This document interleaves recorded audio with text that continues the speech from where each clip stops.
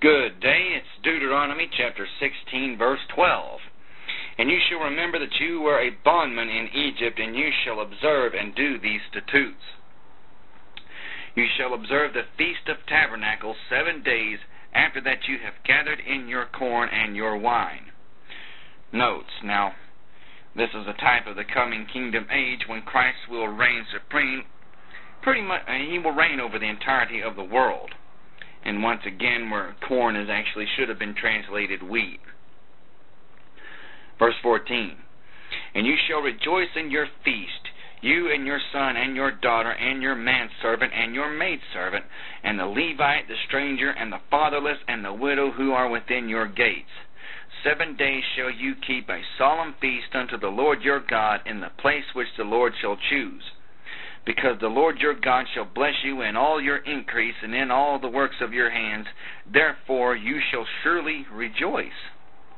3 times in a year shall all your males appear before the Lord your God in the place which he shall choose.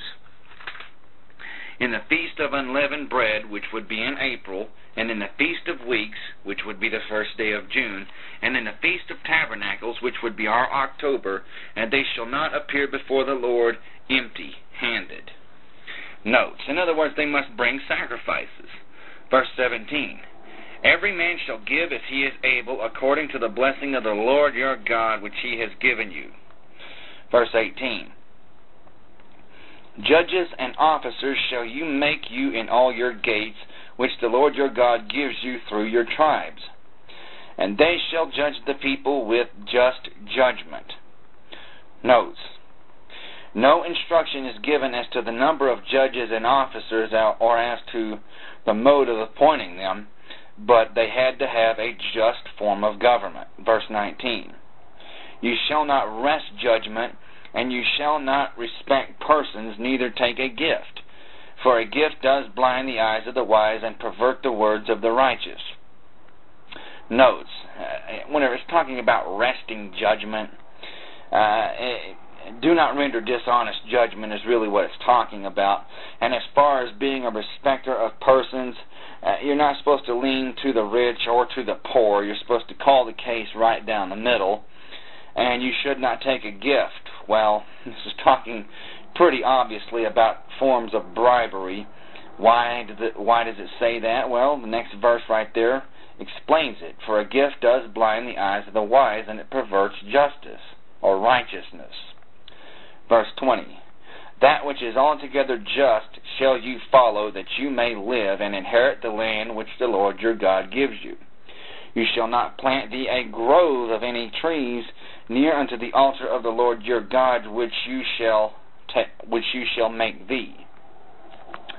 Notes. Now, when we use this word grove, this was not the planting of trees as we think of such, but rather the erecting of something called an Asherah.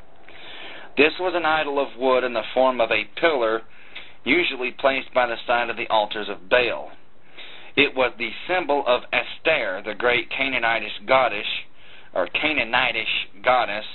the companion and reveler of Baal. Well, if you do a little study on Baal, you can pretty much you can figure out why God would think that this was detestable, because basically later on this idol basically appeared as a male organ, as a long statue, and well, this just shows you the level of depravity of the surrounding nations which God was dealing with in certain capacities. Verse 22. Neither shall you set up any image which the Lord your God hates.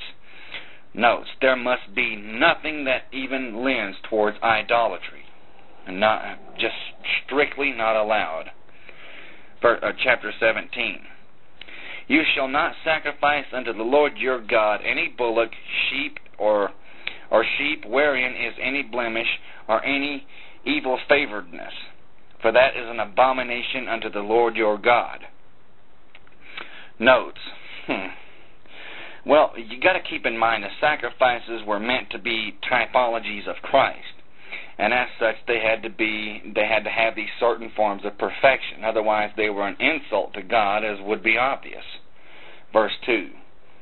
If there be found among you with any of your gates, which the Lord your God gives you, man or woman, who has wrought wickedness in the sight of the Lord your God in transgressing his covenant, and has gone and served other gods and worshipped them, either the sun or moon or any of the host of heaven, which I have not commanded, and it be told you, and you have heard of it, and inquired diligently, and behold, it be true, and it's certain that such abomination is wrought in Israel, then shall you bring forth that man or that woman which have committed that wicked thing unto your gates, even that man or that woman, and shall stone them with stones until they die. Notes: the land must be kept free from all idolatry, and regrettably Israel ultimately succumbed to this particular travesty. We will definitely get to that. Verse 6. At the mouth of 2 witnesses or 3 witnesses shall he who is worthy of death be put to death, but at the mouth of 1 witness he shall not be put to death.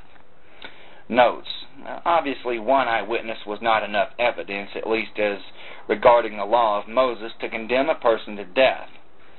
There must be 2 or 3 witnesses.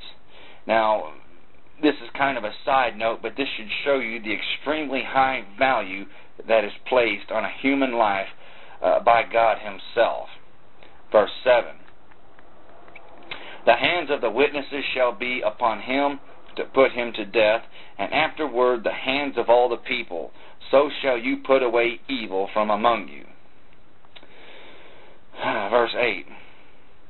If there arise a matter too hard for you in judgment, between blood and blood, between plea and plea, and between stroke and stroke, being matters of controversy within your gates, then shall you arise and get you up into the place which the Lord your God shall choose.